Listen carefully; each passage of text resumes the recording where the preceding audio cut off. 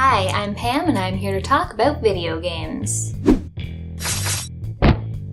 Today I'm continuing with my favorite games of all time, this time covering numbers 30 to 26. 30 is an 8-bit game that doesn't limit itself by sticking to a single genre. The Guardian Legend was developed by Compile and released for the NES in North America in 1989. You play the Guardian, who is trying to save the Earth from a large planet-like object which is infested with aliens and hurtling toward it. You do this by infiltrating and deactivating safety devices to make it self-destruct. This is one of the few Nintendo games on the list where nostalgia doesn't play a part in my enjoyment of it, as I just played it for the first time a couple years ago. I love that the gameplay isn't confined to a single genre. It combines overhead action-adventure, similar to Legend of Zelda, with the great vertical scrolling shooting that Compile is known for. Variety is a great way for a game to keep my attention, and going between the two styles keeps things interesting. The protagonist of the Guardian Legend is a woman who can transform into a spaceship, which is a goal I never knew I had for myself until I played it. The gameplay is fun. While the shoot-'em-up corridors are my favorites, the action-adventure portions include lots of secrets to find and even some puzzle solving in order to open doors. Though some of the solutions to them are ridiculously hard things I wouldn't have thought of in 100 years. There are a ton of different weapons to use, and there's a real sense of character progression as you collect items to increase your health and power levels. The next game takes a TV series that I love to hate watch and turns it into a game that I actually love. The Walking Dead was developed by Telltale Games and released episodically over the course of 2012. It's a graphic adventure game that popularized a new template for decision-focused adventure games, for better or for worse. You play Lee Everett at the beginning of the zombie apocalypse in Georgia. Lee finds himself in the role of caretaker for a young girl named Clementine, and he has to work to keep them both safe.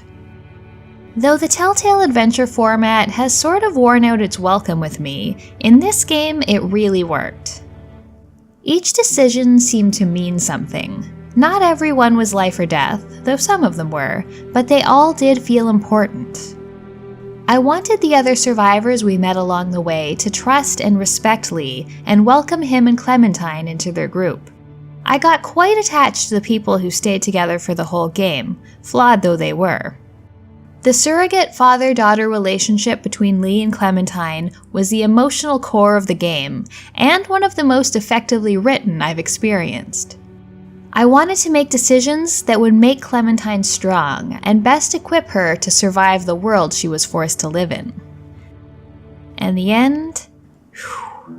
That was one of the best and most heartbreaking. I spent a good 10 minutes in tears when the game wrapped up. 28 takes Romero's classic scenario of using the mall to escape the zombie apocalypse and puts it into a very silly game.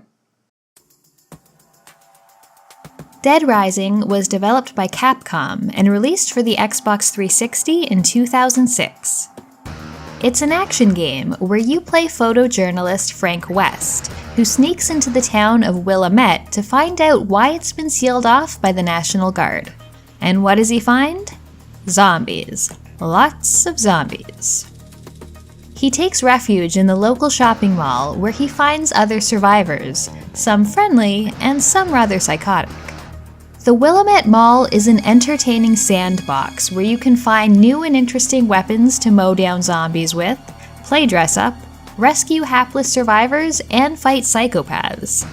But, and this is what makes the game great, it's a sandbox with a time limit. There's always a story-based quest available, which ultimately leads Frank to discovering the cause of the zombie outbreak. If you don't get to them in time, the truth is lost forever.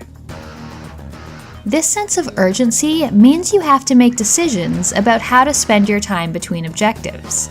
Do you rescue the couple in the toy shop, or do you go hunting for new weapon combo recipes? Do you fight the guy that's taken over the pharmacy, or go around taking pictures to gain experience and level up? Urgency is what's missing from most open-world games. They let you futz about collecting every item and doing every quest with nothing to drive the story forward. Dead Rising strikes a great balance between player freedom and necessary actions. If I had to pick one single game that best represents the NES, it would be this one, number 27.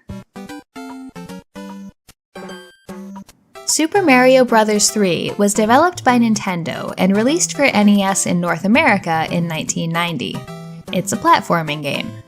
I don't really know what to say about this game that hasn't already been said a million times. While it's a very straightforward platformer, it does everything so well. The controls are tight, and you can even control Mario while he's mid-air. The level design is generally without fault. You get to play in worlds varying from the green hills and blue skies of grassland to deserts, water, ice, and worlds where everything else is giant while you stay the same size. The game looks better than pretty much anything else on the NES. The colors are so bright and vibrant, and the sprites and backgrounds are sharply detailed. The platforming is enhanced by an overworld map, which gives you a little leeway in how you go through the levels, along with fun mini-games and secrets. The music and sound effects are iconic. This is the kind of game I can go back to over and over again, and it pretty much defined the 8-bit generation for me, and probably lots of others. 28 is a game that pays homage to, and surpasses, the great 8 and 16-bit platformers. Shovelknight was developed by Yacht Club Games and released in 2014. It's a platformer where you play the titular Shovel Knight, who goes on a journey to hopefully find his missing partner, Shield Knight. Along the way, he must fight 8 other knights from the Order of No Quarter before finally going against the evil enchantress who is the cause of all his woes. It's a simple story, but definitely more interesting than saving the princess. Shovel Knight was an attempt from the developers to make a game in the style of the NES classics they grew up on. It's easy to see the influences of games like DuckTales and Zelda 2 in how you use your shovel to attack, and there are also influences from games like Mega Man and Super Mario Bros. 3. But here's what makes the game great. It doesn't just present the player with the facsimile of games we loved when we were 10 and rest on that nostalgia to make it successful. Instead, it shows the devs have actually learned something from the last 30 years of game development and gives us something better. Checkpoints are fairly abundant, so those of us who get frustrated by having to replay levels over and over until we learn them get a bit of a break. But they can also be destroyed for gold for those who want more of a challenge. Shovel Knight takes inspiration from older games without ever feeling like it's just retreading old ground. That's it for this episode, and I hope that if me saying Shovel Knight is better than Mario and Mega Man hasn't turned you completely off, that you'll join me for the next one. If you missed it, check out the last episode in this series, or another of my videos. I also have a Patreon if you're interested in supporting my content. Thanks for watching, and I'll see you next time.